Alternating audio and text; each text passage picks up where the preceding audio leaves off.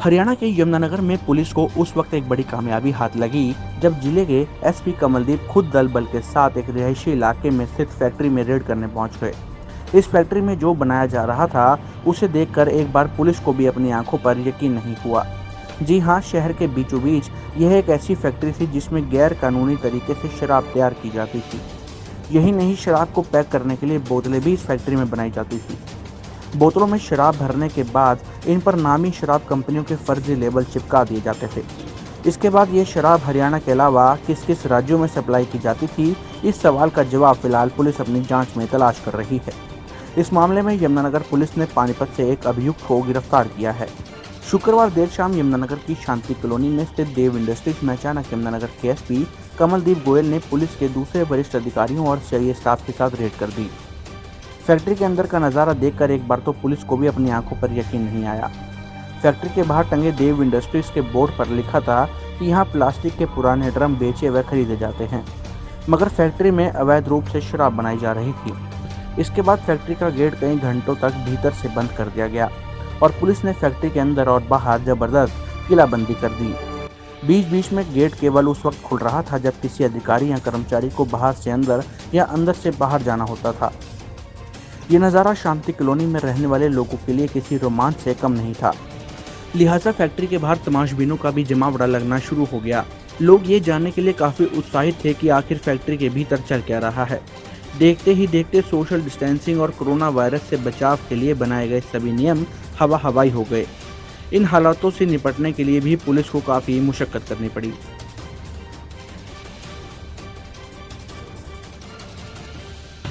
देखिए, 11 सितंबर को रादौर में 690 फैक्ट्री नकली शराब की पकड़ी गई थी। तो उसमें हम पिछले कुछ दिनों से जो उस फैक्ट्री को जो उसका मुख्य अपराधी था, जो इस सरकार की इस शराब के बनाने में जो शामिल था, तो उसके पीछे हमारी टीम थी। तो आज हमने उसको पानीपत से अरेस्ट किया और उसकी फिर इंफॉर्मेशन पे उसके कन्फेशन के अकॉर्डिंग पता लगा कि ये जो शराब है इसका जो निर्माण है वो यमुनानगर में ही हो रहा था। तो आज हमारी पुलिस की टीम ने उस अपराधी के साथ यहाँ पे रेड की और हमारे साथ जो डीटीसी हैं उनकी टीम भी मौके पे मौजूद रही और अंदर जब हमने छानबीन की तो पता लगा कि यहाँ पे नकली शराब का निर्माण हो रहा था। अंदर काफ़ी भारी मात्रा में जो शराब की खाली बोतलें हैं और लगभग 145 पेटी के करीब, जो वैसे ये सारी काउंटिंग अभी हम कर रहे हैं क्योंकि सामान जो जब्त हुआ उसकी मात्रा बहुत ज़्यादा है और जो बनी हुई शराब है उसकी भी काफ़ी 145-150 के करीब पेटियाँ उसकी भी होंगी। और ये लोग पूरा एक जैसे मशीनरी होती है उस तरह की मशीनरी भी अंदर इंस्टॉल्ड है जो शराब बनाने में यूज़ हो रही है। अंदर कुछ लेबर के लोग भी मिले हैं, उनसे भी हम पूछताछ कर रहे हैं।